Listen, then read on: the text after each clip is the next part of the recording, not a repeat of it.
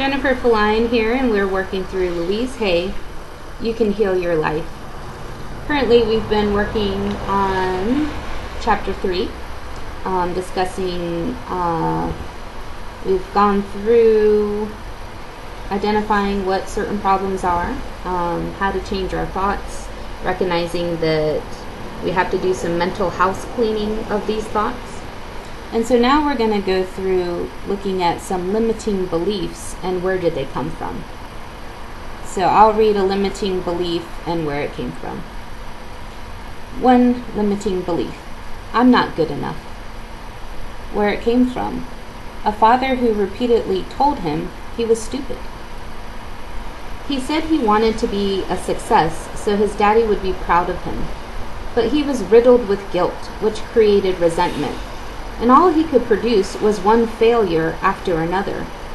Daddy kept financing businesses for him, and one after another they failed.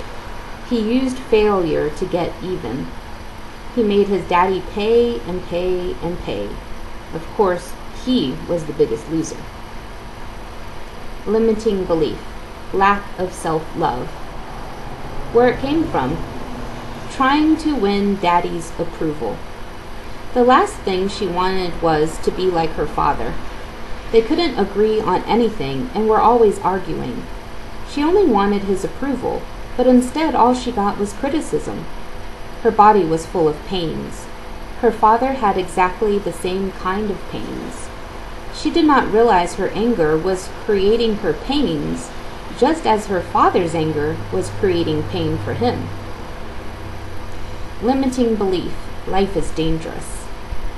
Where it came from: a frightened father. Another client saw life as grim and harsh. It was difficult for her to laugh, and when she did, she would become frightened that something bad would happen.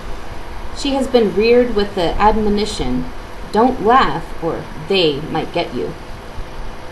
Limiting belief: I'm not good enough.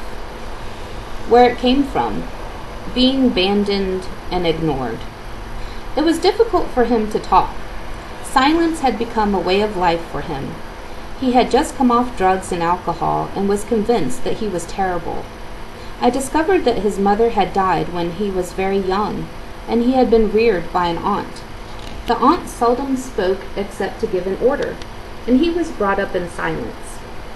He even ate alone in silence and stayed quietly in his room day after day. He had a lover who was also a silent man, and they spent most of their time alone in silence. The lover died, and once again he was alone. The next part is an exercise. Negative messages. The next exercise we do is to get a large sheet of paper and make a list of all the things your parents said were wrong with you.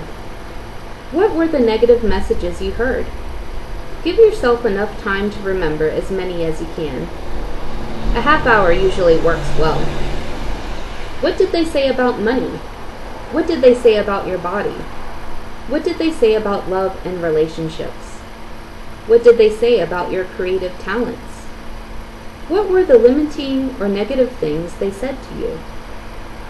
If you can, just look objectively at these items and say to yourself, so that's where that belief came from. Now let's take a new sheet of paper and dig a little deeper. What other negative messages did you hear as a child? Perhaps from relatives, teachers, friends, authority figures, your church? Write them all down. Take your time. Be aware of what feelings are going on in your body. What you have on these two pieces of paper are the thoughts that need to be removed from your consciousness. These are the very beliefs that you have that are making you feel not good enough. So that's important. Why don't you take a sheet of paper, oops, and make a list of all the things your parents said were wrong with you. You know, what were the negative messages that you heard? About money, about love, about your body, you know, anything. Just write them all down, but objectively. And then say, oh, so that's where that belief came from. And then take another sheet of paper and write down any negative messages that you may have received from relatives, teachers, friends, authority figures, your church, or spiritual place of worship. Take your time. Be aware of what's going on in your body as you're doing this. And then when you're done, at least you have a good groundwork to know what were the beliefs and the thoughts and the things growing up that were put into your mind of why you don't feel good enough today. Thank you so much for joining me as we work through this book. Stay tuned for more tips, inspiration, and education. Subscribe to my YouTube channel, like me on Facebook, and I'll talk to you soon.